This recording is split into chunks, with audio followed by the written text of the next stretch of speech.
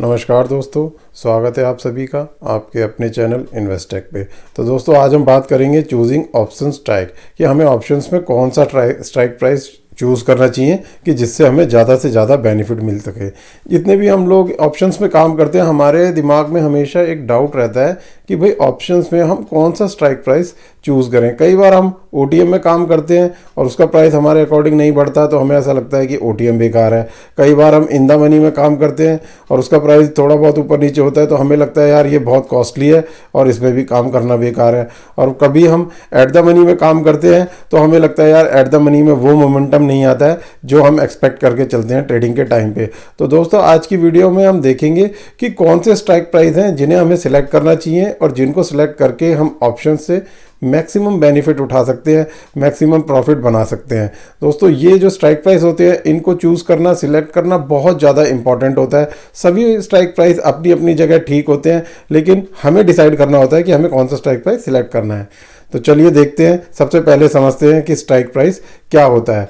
तो जैसे कि आप देख सकते हैं यहाँ पे स्टॉक एबीसी, किसी भी कंपनी का एक स्टॉक मान लीजिए, उसका हमने यहाँ पे ऑप्शन ले रखा है।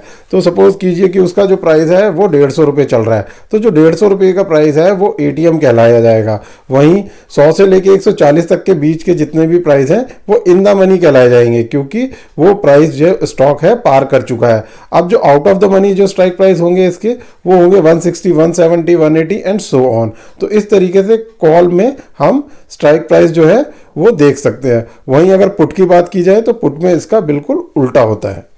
जैसे कि स्टॉक का प्राइस 150 रुपये चल रहा है तो पुट में जो होगा, जो 100, 110, 120, 130 के जो प्राइस होंगे वो आउट ऑफ द मनी होंगे। क्यों? क्योंकि हम एक्सपेक्ट कर रहे हैं कि पुट का जो है स्टॉक का प्राइस नीचे गिरे तभी हमारे पुट के रेट बढ़ेंगे। और वहीं अगर 160, 170, 180 के प्राइस को देखा जाए तो ये इन द मनी कहलाए जाएंगे। क्यों? क्योंकि इनको जो है पार कर चुका है वो प्राइस, मतलब यहाँ से गिर के वो 150 तक पहुँच चुका है और 150 का प्राइस एटीएम कहलाया जाएगा। तो दोस्तों इस तरीके से जो in the money, eight the money और आउट द मनी काम करते हैं कॉल और पुट में, बिल्कुल एक दूसरे के उल्टे होते हैं। कॉल में जो प्राइस क्या कहते हैं हमारा इन द मनी होता है, वो पुट में आउट ऑफ द मनी होता है। तो इस सिनेरियो को देख के आपको आइडिया लग गया होगा कि in the money, eight the money और आउट द मनी क्या होता है।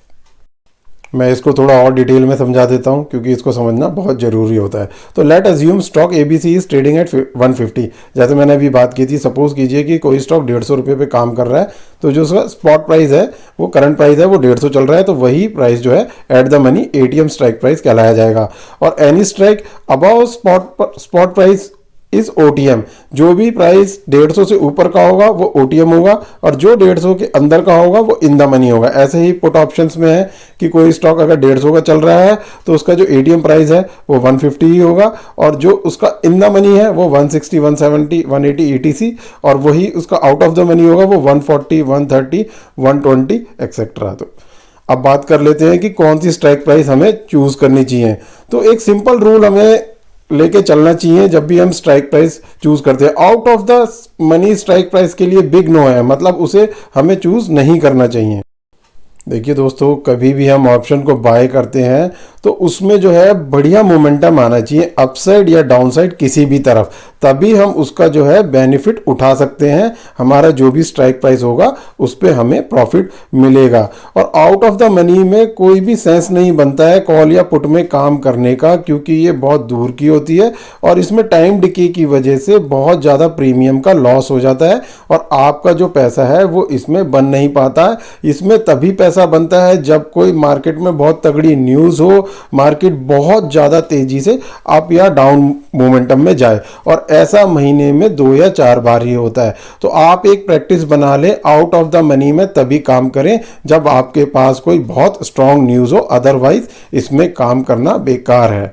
अब हमें किस तरीके से स्ट्राइक प्राइस सिलेक्ट करना है, तो देखिए दोस्तों, फ्राइडे, मंडे एंड ट्यूसडे को आप एटीएम यानी eight the money strike price में ही काम करें और वेंसडे और थर्सडे में आप इन द मनी में ही काम करें, आईटीएम। ठीक है, this is how I use to pick strike for intraday, और मैं इंट्राडे में काम करने के लिए इसी तरीके से स्ट्राइक प्राइस चुनता हूं। दोस्तों अगर आप इन स्ट्राइक प्राइस को अपने ट्रेडिंग में, ऑप्शन ट्रेडिंग में फॉलो करेंगे तो आप देखेंगे कि आपके लॉसेस बहुत कम हो रहे हैं और आप जिस ट्रेडिंग की प्लानिंग के तहत काम कर रहे हैं वो बिल्कुल सही से एग्जीक्यूट हो रही है। थीटा डिके बहुत बड़ा रोल प्ले करता है स्ट्राइक प्राइस में। तो हमेशा जैसे कि मैंने अभी डिस्क्राइब की हैं, आप इन स्ट्राइक प्राइस को पकड़ के चलिए। फ्राइडे, मंडे, ट्यूसडे में एटीएम में काम करना है, वेंसडे और थर्सडे में आईटीएम में काम करना है। दोस्तों, आपको जो थीटा डिके है उसकी वजह से लॉस नहीं होगा और आप ऑप्शंस में एक बेहतर स्ट्रेटेजी के साथ बढ़िया तरीके से ट्रेडिंग कर पाएंगे।